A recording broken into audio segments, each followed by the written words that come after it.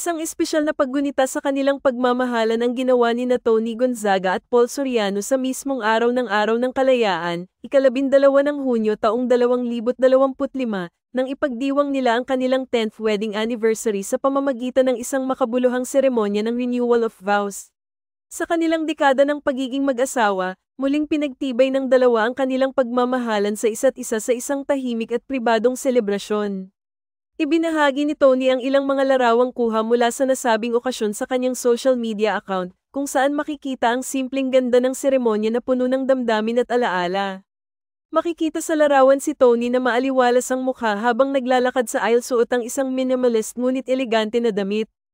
Wala man itong engranding disenyo, kapansin-pansin ang kagandahang dulot ng pagiging simple at makabuluhan ng kanyang kasuotan.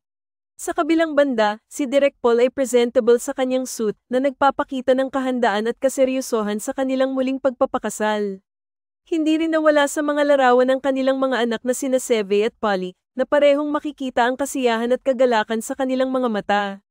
Ang presensya ng kanilang mga anak sa seremonya ay lalong nagpatibay sa kahulugan ng araw, hindi lamang ito pagdiriwang ng pagmamahalan ni na Tony at Paul, kundi ng kanilang buong pamilya. Sa kanyang Instagram caption, maikli ngunit puno ng kahulugan ang isinulat ni Tony.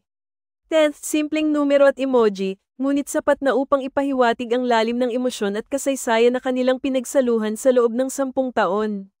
Mabilis namang nagbigay ng komento ang ilang mga kilalang personalidad sa showbiz na natuwa at humanga sa simpleng ngunit makahulugang selebrasyon ng mag-asawa. Ipinahayag ng ilan ang kanilang pagbati at paghanga sa kung paano pinapalalim ni na Tony at Paul ang kanilang relasyon habang pinapanatili ang privacy nito mula sa mata ng publiko. Sa kabila ng ilang kontrobersyang hinarap ng mag-asawa sa mga nakaraang taon, kabilang na ang mga isyong may kinalaman sa politika at showbiz, patuloy nilang pinanghahawakan ang pundasyon ng kanilang pagsasama, respeto, tiwala, at pananalig sa Diyos.